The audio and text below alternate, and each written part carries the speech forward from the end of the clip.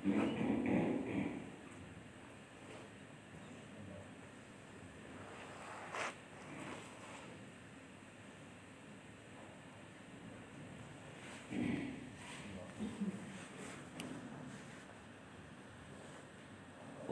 أَرْسَلْنَا نُوحًا إِلَىٰ قَوْمِهِ فَقَالَ يَا قَوْمِ اعْبُدُوا اللَّهَ مَا لَكُم مِّنْ إِلَٰهٍ غَيْرُهُ أَفَلَا تَتَّقُونَ۔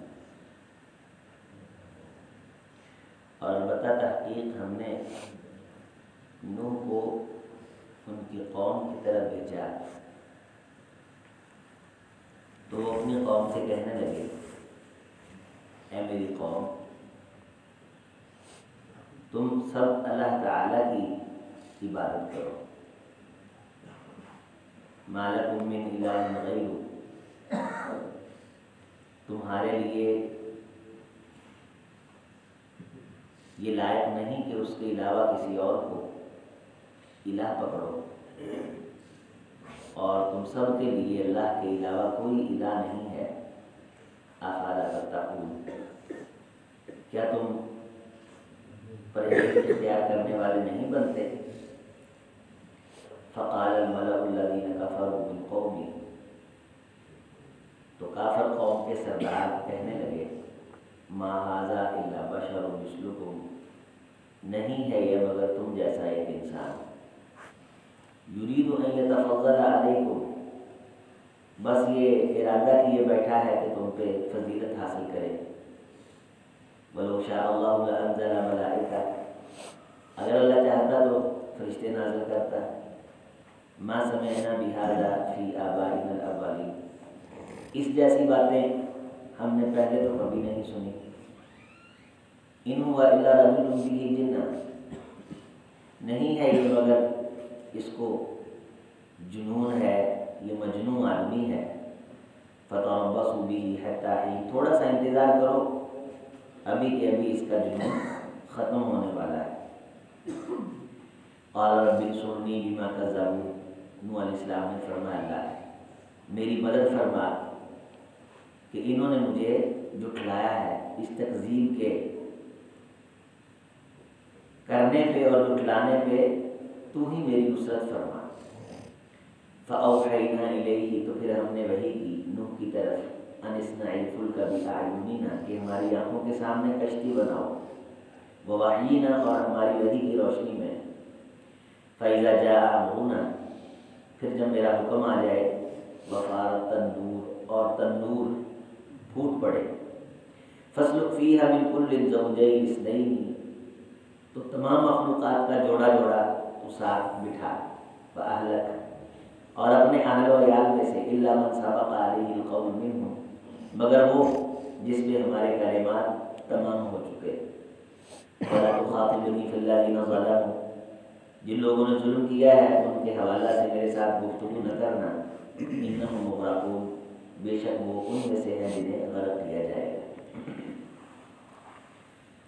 نوح علیہ السلام اللہ کے رسولوں اور نبیوں میں سے پہلے وہ رسول اور نبی ہیں جن کی وحی ہمیں قرآن مجید میں ملتی ہے کہ انہیں اللہ نے یہ حکم دیا، یہ حکم دیا، یہ دنیا کی زندگی میں۔ حضرت آدم علیہ السلام کی جب ہم حیات طیبہ پڑھتے ہیں تو وہ واقعات ہم کو جنت کی زندگی کے ملتے ہیں کہ وہاں انہیں یہ حکم ملا، یہ حکم ملا۔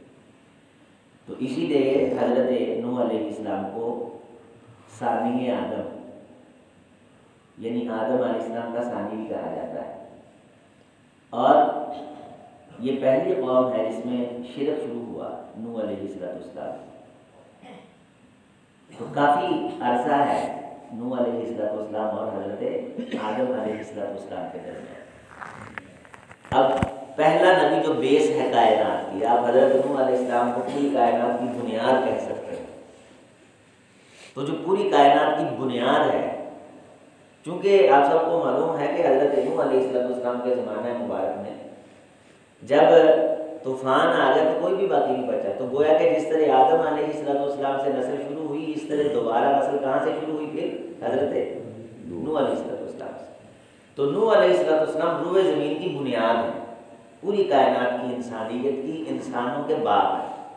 تو وہ بنیاد یہ کہہ رہی ہے اعبدوا اللہ، بندگی صرف اللہ کی۔ اچھا ابد ہم کہتے ہیں نا سورۃ الفاتحہ میں ایاک نعبد و ایاک نستعین، تو ابد کا مطلب ہوتا ہے غلام. عبدت بنی اسرائیل، تو نے بنی اسرائیل کو غلام بنا رکھا ہے.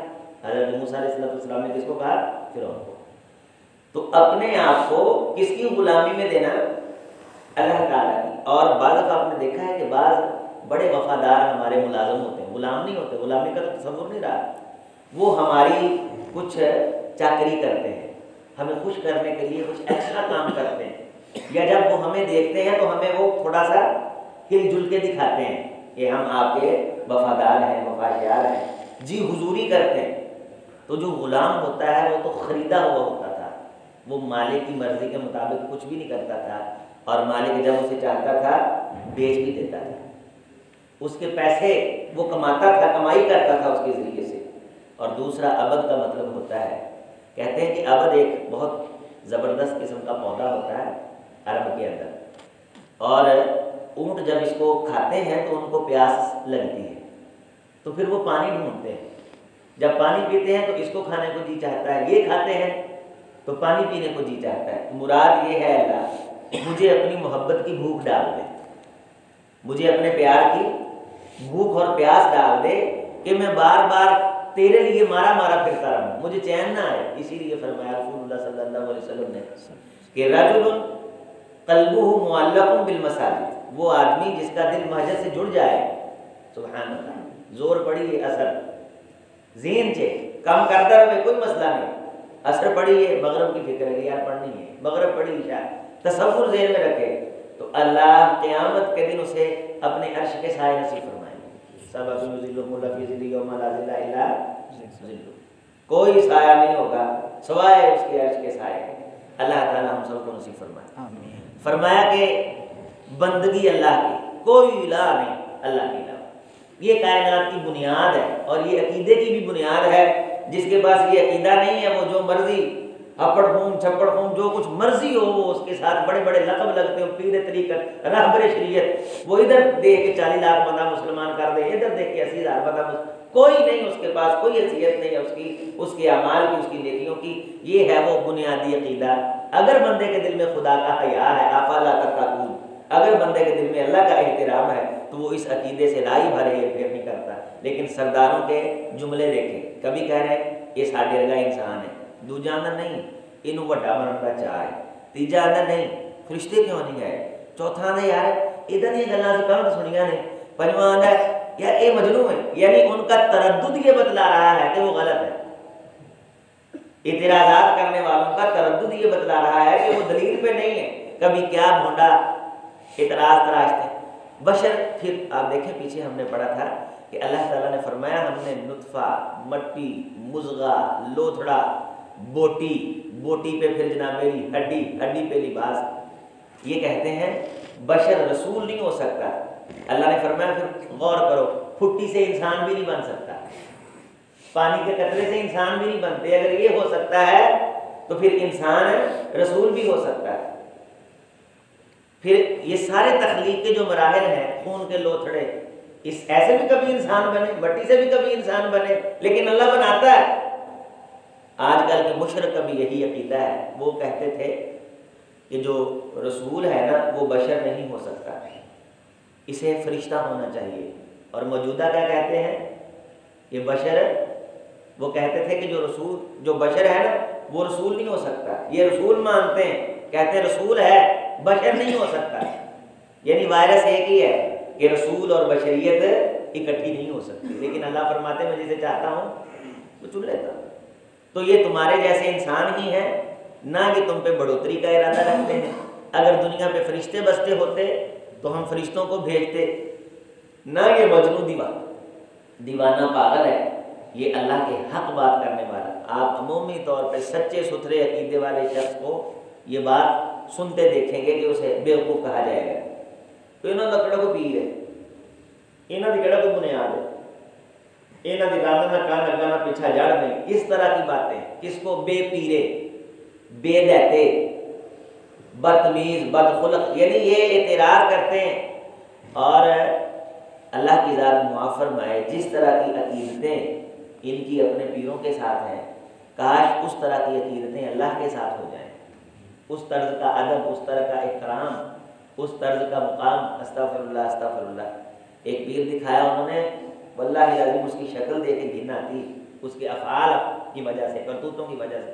تھوک سٹ رہا ہے کہ بڑے بڑے اچھے لوگ، امیر کبیر لوگ، وہ ہاتھوں پہ لے کے منہ میں مر رہے ہیں استغفر اللہ العظیم الذی لا الہ الا هو الحی القیوم وانتم. یہ غلامی یہاں تک لے جاتے. اب انڈیا کے اندر ایک پیرنی وجود میں آئی ہوئی ہے، انہوں نے کہا بدیا سینا سامیاں سی ہوں اسی نہیں زیادہ تھوڑا جہاں عورتیں مردوں کے برابر چلیں. جناب میری ماں جتیاں پیاریاں فل ماحول اتنے بنایا ہے، وہ آلیاں لگی ہیں.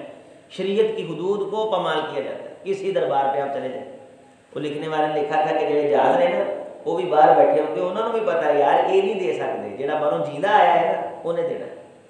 تو یہ دیدہ دبستہ مانگتے ہیں. اور میں پرسوں مجھے دوست نے بھیجا یہ خواجہ اجمیر، خواجہ اجمیر جو ہے نا اجمیر شریف میں انڈیا میں، استغفر اللہ، صریح شرک ہو رہا ہے. کیا کہہ رہا ہے؟ استغفر اللہ. شاید آپ نے وہ جملے سنے ہوں، میں کل آپ کو سناؤں گا. اب میرے موبائل میں کلپ ڈھونڈنے میں ذرا مجھے ٹائم لگ جانا. جملے یہ کہہ رہا ہے استغفر اللہ، اے خواجہ خواجگان، اس کی انداز جس طرح پرانے زمانے میں شاعری کی جاتی تھی درباروں میں. اے خواجہ خواجگان، جتنے یہ لوگ دور دور سے آپ کی چوکھٹ پہ آئے خواجہ، ان سب کی دلی مرادیں پوری کر دیں، ان سب کو حج بیت اللہ نصیب فرمائیں. یہ سارے دل میں ارادے تمنے لے کے اے خواجہ تیری چوکھٹ پہ آئے ہیں، اے خواجہ ان کی مشکلیں دور کر دیں. ہر وہ دعا جو ہم یہاں مصلی پہ بیٹھ کے اللہ وحدہ لا شریک سے مانگتے ہیں، اللہ کی قسم اس نے ہر وہ دعا اس خواجہ سے مانگی. نبی صلی اللہ علیہ وسلم نے فرمایا سب سے بڑی عبادت دعا ہے. میرے دوستو سجدے سے بڑی عبادت کیا ہے؟ دعا ہے. اللہ کی قسم یہ احادیث کا مفہوم ہے کہ حج سے بڑی عبادت بھی دعا ہے، عمرے سے بڑی عبادت دعا ہے، بیت اللہ کے طواف سے بڑی عبادت دعا ہے. ہر چیز قبول ہی تب ہوتی جب اس میں دعا ہوتی ہے. آپ کوئی چیز اٹھا کے دیکھ لو اس میں دعا ہے. ربنا آتنا فی الدنیا حسنہ وفی الآخرۃ. آپ حج شروع سے گھر سے لے کے آپ وہاں مینا مزدلفہ اور گھر پہنچنے تک ایک ایک رکن پہ غور فرمائیں. ساری دعائیں آپ صبح بیدار ہونے سے لے کے رات سونے تک اپنی زندگی پہ غور فرمائیں. مسجد داخل، باہر نکلنا، واش روم داخل، باہر نکلنا، بازار، گھر، ہر چیز ہر موقع پہ کیا ہے؟ دعائیں. اور وہ دعائیں ہم کس سے کرتے ہیں؟ اللہ تعالیٰ سے. تو یہ جو دعا ہے وہ سب سے بڑی عبادت ہے. جب یہ دعا کسی غیر سے مانگی جائے گی تو گویا کہ وہ شخص سب سے بڑا شرک کر رہا ہے، جسے شرک اکبر کہا جاتا ہے. اور قرآن مجید نے جگہ جگہ یہ فرمایا کہ اللہ کو چھوڑ کے کسی اور سے دعائیں نہ مانگو، مرادیں اور دعائیں اللہ پوری کرتا ہے. تو یہ اس طرح کا جو شرک تھا یہ اتنے قدیم زمانے میں بھی موجود تھا اور اس پڑھے لکھے جدید زمانے میں بھی موجود ہے. جہالت یہ قدیم جدید نہیں ہوتی، یہ بس جہالت ہوتی ہے. اس کا جدت کے ساتھ اور قدامت کے ساتھ کوئی تعلق نہیں، یہ جہالت بس جہالت ہوتی ہے. فرمایا نوح علیہ السلام نے پھر اللہ تعالیٰ سے دعا کر دی. اللہ کافی لمبی دیر کے بعد دعا کی. 950 سال کے تذکرے قرآن مجید میں آتے ہیں. اتنی لمبی تبلیغ فرمائی، اتنی لمبی. پھر آپ کے آخیا اللہ میری مدد کر کے ٹھٹرا کے خیر کر دیے نہ. اللہ نے فرمایا پھر کشتی بنا بِأَعْيُنِنَا، ہماری آنکھوں کے، بولے ہماری آنکھوں کے سیدھے سامنے اکھاں دے. اللہ دیا اکھاں ہے نہیں، اللہ دیا اکھاں. قرآن مجید میں اللہ تعالیٰ کی جو صفات آ رہے ہیں اس پہ ایمان رکھنا ہے. احناف اللہ کی آنکھیں نہیں مانتے، اللہ تعالیٰ کی جسامت اس طرح سے نہیں مانتے، اللہ تعالیٰ کے عقیدے کے بارے یہ گمراہ ہیں. اللہ کے ہاتھ نہیں مانتے، اللہ تعالیٰ کی پنڈلی نہیں مانتے. حالانکہ اس کا عقیدہ کیا ہے کہ جن صفات کا قرآن مجید میں تذکرہ ہے اس پہ بغیر تعویل، تعطیل، تشبیہ، تحریف کے مینوان اسی طرح عقیدہ رکھنا. آنکھیں ہیں کیسی؟ جیسی اس کے شان کے لائق ہیں. ہاتھ ہیں کیسے؟ جیسے اس کی شان کے لائق ہیں. جس صفت کا تذکرہ آ گیا قرآن میں یا حدیث میں اس پہ ایمان رکھنا ہے، اور جس کا تذکرہ نہیں آیا اس حوالے سے خاموشی اختیار کرنا. ساڑیاں آنکھاں دے سامنے کشتی بناؤ، وحینا اسی وہی کر کے رہنمائی دیاں گے. فَإِذَا جَاءَ أَمْرُنَا، پھر سارا حکم آئے گا تے تنوراں چوں پانی نکلے گا. آگ والے لوگ تنور توڑ گے تو وچوں کی نکلے گا؟ پانی. جو تنوراں چوں پانی نکلے تو اسی کشتی جوڑا جوڑا سوار کر لو سارے مخلوقات دا. وَأَهْلَكَ إِلَّا مَنْ سَبَقَ عَلَيْهِ الْقَوْلُ مِنْهُمْ، آپ دے اہل و عیال نوں بھی سوار کر لیں، لیکن کچھ لوگ ایسے نے تیرے خاندان دے جنہاں تے سارے جملے پورے ہو چکے ہیں کہ اسی انہاں نوں پھڑنا ہی پھڑنا ہے، اسی انہاں نوں پھڑنا ہی پھڑنا ہے۔ وَلَا تُخَاطِبْنِي فِي الَّذِينَ ظَلَمُوا، وہ ظالم ہے مشرک، تو ان کے حوالے سے میرے ساتھ گفتگو نہیں کرنی۔ إِنَّهُمْ مُغْرَقُونَ، یہ سب غرق کیے جانے والوں میں سے ہیں۔ فَإِذَا اسْتَوَيْتَ أَنْتَ وَمَن مَّعَكَ عَلَى الْفُلْكِ، جب پوری طرح درست ہو کے اور جو تیرے ساتھ دوسرے گروپ ہوں گے، لوگ ہوں گے، صحیح طرح بیٹھ جاؤ تم، فَقُلْ، تو کہنا الحمدللہ الذی، تعریف اس اللہ پروردگار کی، الذی نجانا، جس اللہ نے ہمیں نجات عطا فرمائی، من القوم الظالمین، اس قوم سے جو ظلم کرنے والی تھی۔ اور ظلم کس کو کہا گیا ہے؟ شرک کو۔ ان شرک لظلم عظیم، شرک بہت بڑا ظلم ہے۔ وقر ربی انزلنی منزلا مبارکا، یہ دعا یاد کریں سارے دوست۔ پہلے نمبر پہ یہ کہ کل آپ اتار دیں ربی، ربی انزلنی منزلا مبارکا، اے اللہ مجھے اتارنا اس جگہ پہ جو برکتوں والی جگہ ہو۔ وانت خیر المنزلین، بے شک بہترین مقام پہ اتارنے والا تو ہی ہے۔ آپ کہیں جا رہے ہیں، ہوٹل میں آپ نے قیام کرنا ہے، کسی عزیز کے پاس جا رہے ہیں، بعض دفعہ ہوتا ہے کہ بندہ جاتا ہے تو بندہ سمجھتا ہے یار مجھے نہیں آنا چاہیے تھا، بندہ ہوڑا پہ جاتا ہے، اگوں بندے دن جہاں تصور ہوتا ہے وہ مقام نہیں ملتا، بعض دفعہ ہو جاتا ہے۔ انسان بھی ایک معیار ہوتا ہے، بندہ کسی عزیز کو گیا، کسی دوست کو گیا، کسی شادی تے گیا، اتنے جا کے انہیں کہا یار نہیں مینوں نہیں ہونا چاہیے سی، انہیں سمجھا کہ میرے نال سلوک اچھا نہیں ہوا، یا یہ بندے میرے سٹیٹس کے مطابق مینوں نہیں ملے، یا مینوں میری توہین انہوں نے کر دی۔ اس طرح کا اگر خیال ذہن میں ہے تو آپ یہ دعا ہمیشہ پڑھیں، ربی انزلنی منزلا مبارک، اللہ میں جتنے جا رہے ہیں جدو تم مینوں اتارے خیرہ نصیب فرمائے۔ یہ اللہ کے سکھائے ہوئے جملے، قرآن مجید کی دعا کے آگے کوئی دعا نہیں ہوتی۔ پہلے نمبر پہ وہ دعائیں جو نبیوں نے مانگی اور اللہ نے سکھائی، سب سے بڑی اعلیٰ اولا افضل عظمت رفعت بلندی والی وہ دعائیں ہیں جو قرآن مجید میں انبیاء نے اللہ سے مانگی، اور دوسرے نمبر پہ وہ جو نبیوں کی احادیث میں ہیں۔ حضرت نوح علیہ السلام نے اپنے بیٹے کو کہا بیٹے میں اپنی زندگی کا خلاصہ تجھے بتلا کے جا رہا ہوں، سبحان اللہ، ترزق بہ الخلائق، میں تجھے ایسی تسبیح بیان کر کے جا رہا ہوں جس تسبیح کی بنیاد پہ اللہ پوری کائنات کو روزیاں بانٹتے ہیں۔ میں تجھے ایسی تسبیح بیان کر کے جا رہا ہوں جس تسبیح کی بنیاد پہ اللہ تعالیٰ بندوں کی بخشش اور مغفرت کرتے ہیں۔ وہ کون سی تسبیح؟ آپ ماشاءاللہ کثرت سے کرتے ہیں، قل سبحان اللہ و بحمدی، بیٹے سبحان اللہ و بحمدی کثرت سے پڑھا کر۔ یہ حدیث میں بھی ہے، اور نوح علیہ السلام اپنے بیٹوں کو سکھا کے گئے، رسول اللہ صلی اللہ علیہ وسلم نے اپنی امت کو سکھلائی اور فرمایا جو بندہ صبح 100 مرتبہ سبحان اللہ و بحمدی، پورا نہیں، پوری وہ الگ اس کی فضیلت ہے، لیکن یہ الگ حدیث ہے، سبحان اللہ و بحمدی من قال میں امر فی یوم، سبحان اللہ، جس بندے نے 100 مرتبہ یہ تسبیح پڑھی دن کے اندر، تو کوئی شخص پوری دنیا کا، فرمایا جو مرضی چیز لے کے آئے، حدیث کے میں جملوں کا ترجمہ کر رہا ہوں، پوری روئے زمین کا کوئی شخص جو مرضی چیز لے کے آئے اس بندے کا مقابلہ نہیں کر سکتا، الا کہ 100 مرتبہ وہ بھی یہ تسبیح پڑھ لے۔ مثلا آپ میں سے کوئی شخص یہ تسبیح 100 مرتبہ پڑھے تو میں کوئی مرضی نیکی لے کے آؤں، میں اس کا مقابلہ جب تک کہ میں بھی وہ تسبیح 100 مرتبہ نہ پڑھوں، الا ما جاء ابی، الا کہ وہ بھی اس طرح کی تسبیح لے آئے، 100 بار لے آئے وہ بھی۔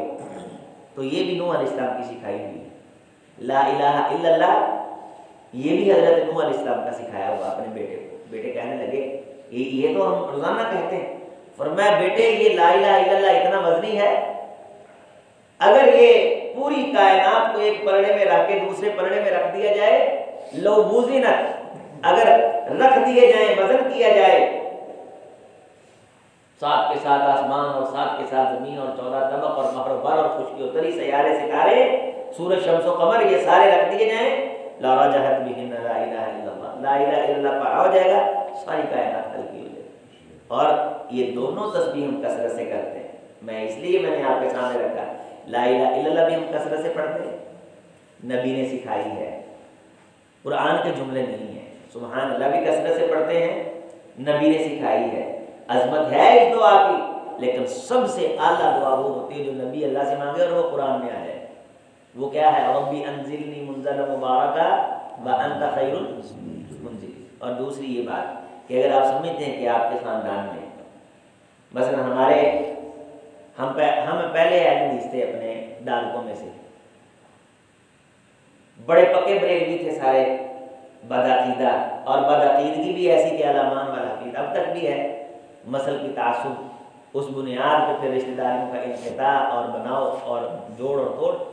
اگر ایسے لوگوں میں سے اللہ نے عقیدہ توحید دے دیا ہے تو وہاں یہ دعا مانگنی، الحمدللہ الذی نجانا من القوم الظالمین، اللہ تیری ہی تعریف ہے، ظالم سے مراد یہاں مشرک ہے کہ ان مشرکوں سے تو نے مجھے بچایا، میرا کوئی کمال نہیں، تو نے مجھے اٹھایا اور مجھے عقیدہ توحید دیا اور سچے ستھرے نظریے اور فکر سے نوازا۔ اور دوسری یہ ربی انزلنی منزلا مبارکا وانت خیر المنزلین، سارے ایک مرتبہ پڑھ لیں، ربی انزلنی منزلا مبارکا وانت خیر المنزلین ان فی ذلک لآیات وان کننا لمبتلین، بے شک ان چیزوں میں نشانیاں ہیں اور بے شک ہم فیصلہ کر بیٹھے تھے کہ ان کی آزمائش کریں گے، اور انہوں نے آزمائش سے گزرنا تھا۔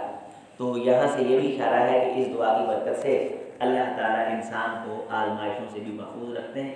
جب گھر میں داخل ہوں تب بھی یہ دعا پڑھیں، کہیں مجلس میں جائیں، جہاں بھی آپ اسٹاپ کرنے لگے، راستے میں سفر پہ جا رہے ہیں، چائے پینے کے لیے، پانی پینے کے لیے، تو یہ جملے یاد کر لیں، یہ قرآن مجید کی دعا ہے۔